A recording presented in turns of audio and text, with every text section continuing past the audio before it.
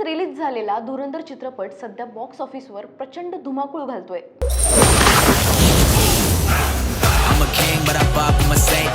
या चित्रपटातील कॅरेक्टर आणि त्यांचे डायलॉग्स लोकांच्या तोंड पाठ झालेत। घायल हूं, इसलिए घातक हूं। और जो वादा किया गया उसे भूलने की गुस्ताखी मत करना।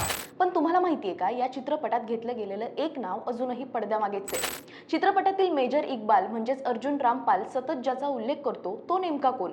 चला बघूयात। तर त्या पडद्यामागच्या पात्राचं नाव आहे बडेसाब। बड़े साहब ने मुझे भेजा है। कथेनुसार भारतातील मोठे दहशतवादी हल्ले ज्याच्या नेतृत्वाखाली घडले ते बडेसाब या पात्राच्या आदेशानुसारच घडले। पण सिनेमा संपेपर्यंत या बडेसाबच्या पात्राला चित्रपटात दाखवण्यातच आले नाही।